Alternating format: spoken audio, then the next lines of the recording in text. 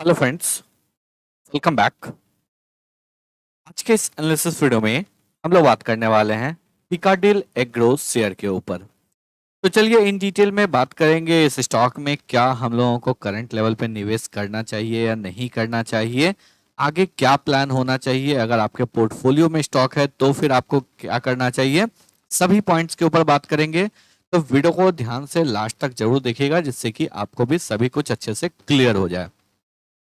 तो चलिए अब एनालिसिस को स्टार्ट करते हैं। पिकाडिल एग्रो शेयर में अगर बात करेंगे तो स्टॉक में जो है हम लोगों को 5% का upper circuit last trading session में देखने को मिला। एक चीज और आपको ध्यान रखना है, जो लास्ट में हम लोग बात करने वाले हैं चोला फाइनेंस शेयर के ऊपर भी, तो वीडियो को लास्ट तक देखिएगा तभी जो है आपको चोला फाइनेंस का भी लेवल क्लियर होगा।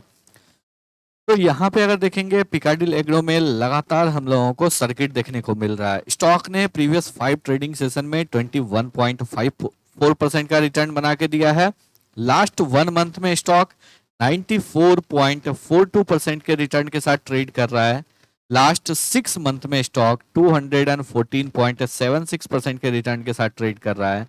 और लास्ट 1 ईयर में स्टॉक ने 1483% का एक बहुत ही शानदार रिटर्न बना के दिया है।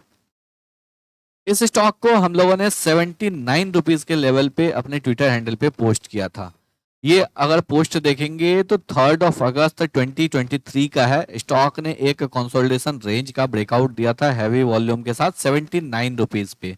और उस टाइम में हम लोगों का टारगेट छोटा था क्योंकि पता नहीं था जो स्टॉक इतना बड़ा मोमेंटम देगा। बट उसके बाद अगर देखेंगे तो स्टॉक जो है कभी भी पीछे मुड़ के नहीं देखा और लगातार जो है स्टॉक आपको अपसाइड मोमेंटम ही किया। तो इन केस अगर अभी तक आप लोग जो है ट्विटर या फिर टेलीग्राम पे नहीं जुड़े हैं तो ट्विटर और टेलीग्राम का लिंक जो है आपको डिस्क्रिप्शन बॉक्स में मिल जाएगा। आप जो है ज्वाइन कर लीजिए, आपको सारा अपडेट मिलता रहेगा। अब हम लोग यहाँ पे बात करते हैं क्या इस स्टॉक में अभी निवेश करना चाहिए। यहाँ पे अगर देखेंगे तो क्लियरली आपको वन साइडेड मूव देखने को मिल रहा है। कुछ फंडामेंटल पॉइंट्स के ऊपर पहले बात कर लेते हैं। अगर आपने इस स्टॉक का रिजल्ट के बारे में नहीं देखा तो रिजल्ट के ऊपर हम लोगों ने डिटेल में वीडियो किया था, फिर भी यहाँ पे वापस से हम लोग डिस्कशन कर लेते हैं। सेल्स में हम लोगों को एक अच्छा growth year on year basis पे भी देखने को मिल रहा है। यहाँ पे अगर देखेंगे तो ऑलमोस्ट जो है 30% से ज्यादा का ग्रोथ जो है हम लोगों को 30% का ग्रोथ सेल्स में देखने को मिला।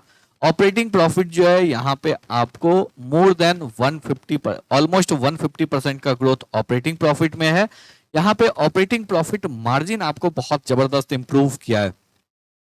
90% से ऑपरेटिंग प्रॉफिट मार्जिन आपको इंप्रूव किया है, ये बहुत ही अच्छा बात है। अदर इनकम भी आपको इंप्रूव हुआ है, तो यहाँ पे जो है आपको कंपनी का कोर बिजनेस के साथ साथ जो है कंपनी का अदर इनकम भी इंप्रूव हुआ, ये भी एक पॉजिटिव पॉइंट है। नेट प्रॉफिट में हम लोगों को 400% का प्योर जंप देखने को मिल रहा है ईयर ऑन ईयर बेसिस पे, यानी कि फाइनेंशियल ईयर वाइज अगर देखेंगे 23 में जो है 22 करोड़ का आपको नेट प्रॉफिट था, उसके कंपेरिजन में यहाँ पे 110 करोड़ का नेट प्रॉफिट कंपनी ने पोस्ट किया है।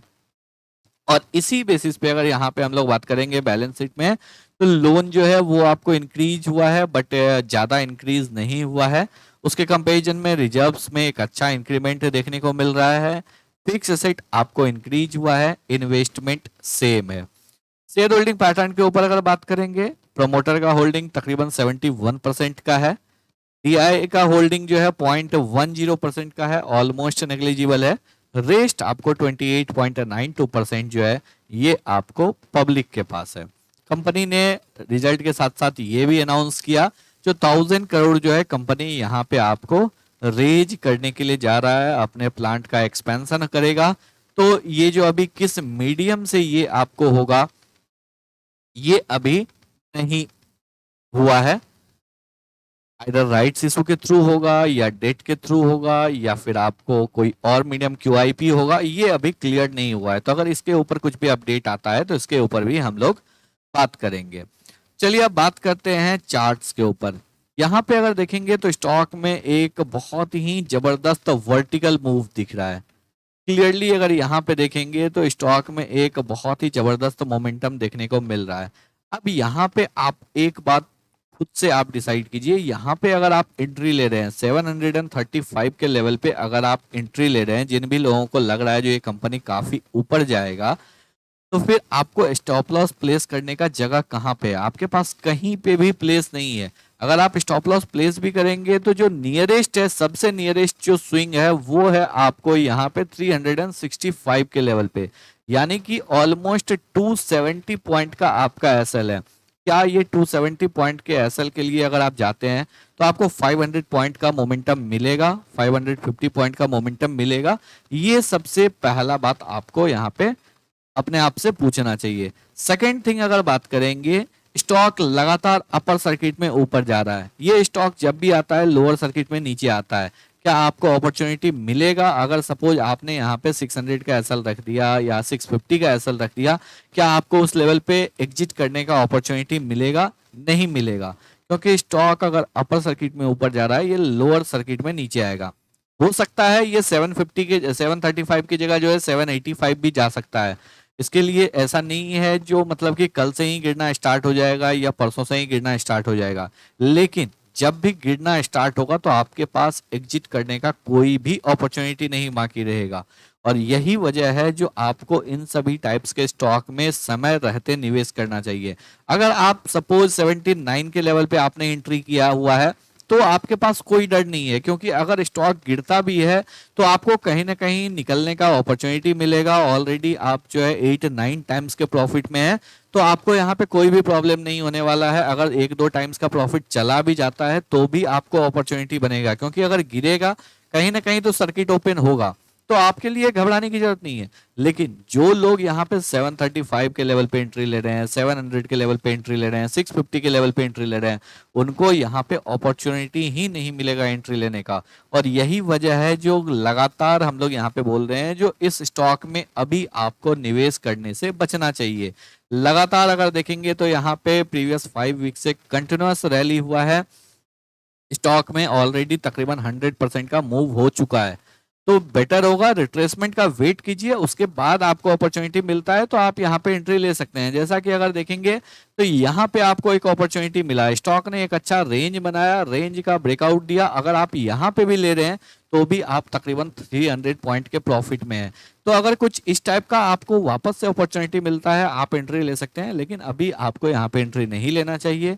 और अगर आपके पास पोजीशन है, पार्शियल प्रॉफिट बुक करना जरूर आपको चाहिए, क्योंकि जो प्रॉफिट आपको मिल रहा है उसको आपको कैप्चर भी करना आना चाहिए।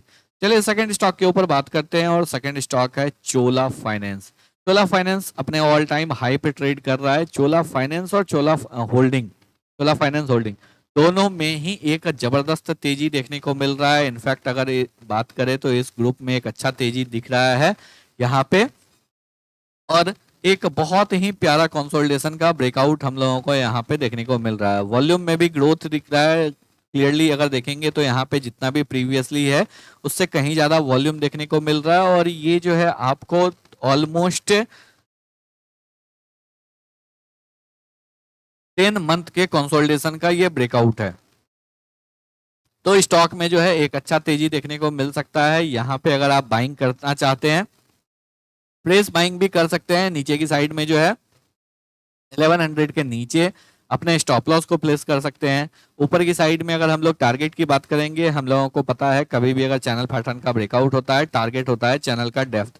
यहाँ पे चैनल का डेप्थ है 300 पॉइंट का, तो ऊपर की साइड में जो है 1600 का टारगेट आपका होना चाहिए। तो 1500, 1600, 1700 ये सभी आपका टारगेट होना चाहिए। आई होप आप लोगों को सभी पॉइंट्स जो है बिल्कुल क्लियर हो गए होंगे।